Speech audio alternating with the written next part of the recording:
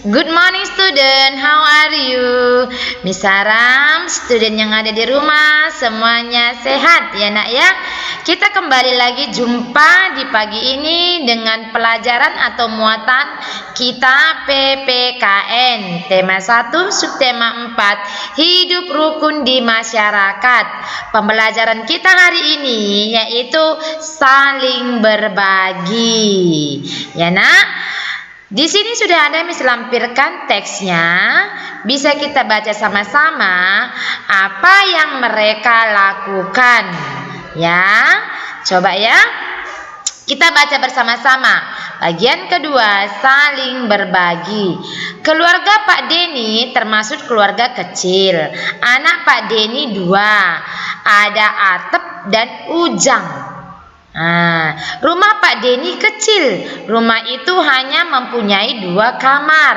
Atep dan Ujang dalam 1 kamar.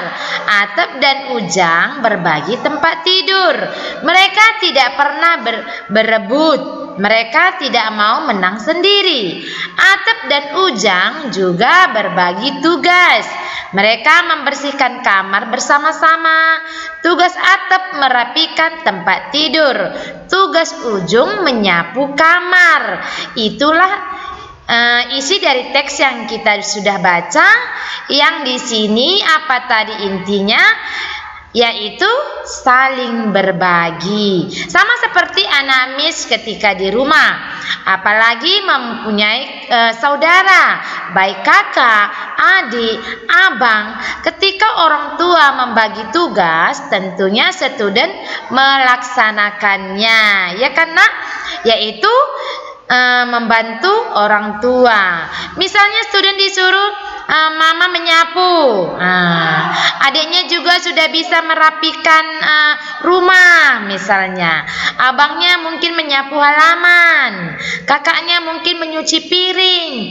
Itu semua tugas dibagi oleh orang tua. Dan orang tua memberikan tugas kepada student. Tentunya orang tua juga tahu bahwa student itu mampu melakukannya. Ya nak, bukannya disuruh kerja berat-berat ketika di rumah. Setelah selesai belajar, tentunya tugas itu harus dilaksanakan. Ya nak, supaya orang tua juga senang dan juga meringankan juga orang tuanya. Kalau orang tua semua yang melakukan pekerjaan rumah, kayak mana coba? Orang tua pasti kecapean, kelelahan, belum lagi mencari nafkah. Ya nak ya, jadi kita sebagai anak harus membantu orang tua kita. Ya, apalagi punya adik kecil harus dijaga, tidak boleh mengganggu supaya adik kita aman dan tidak rewel. Yang punya adik kecil ya nak ya, sehingga orang tua bangga sama kita. Jadi seperti itu dia kalau kita berbagi tugas. Begitu juga dengan di sekolah. Kalau kita jumpa di sekolah, pasti missnya juga akan bagi tugas. Ada yang mengutip sampah, ada yang menyapu kelas, ada yang mengelap meja supaya bersih, ya kan? Dan kenapa dilakukan hal seperti itu? Membagi tugas supaya cepat selesai dan kita pun melaksanakannya dengan senang hati, ya kan nak? Jadi di sini sudah ada Miss buat tugas 1 until 3. Itu jawabannya sudah pasti dari teks yang kita baca tadi. Jika belum jelas boleh dibaca ulang ya nak ya. Jadi tugasnya ini setelah selesai langsung kirim sama Miss tulisan rapi.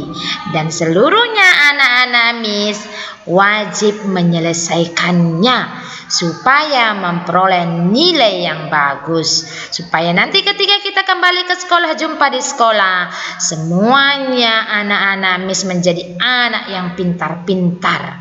Ya nak ya, Miss harap jangan malas menyelesaikan tugas di rumah ya sayang ya, supaya semakin pintar, semakin cerdas dan bisa dibanggakan oleh orang tua, terutama juga Miss Pina. Ya sayang, oke?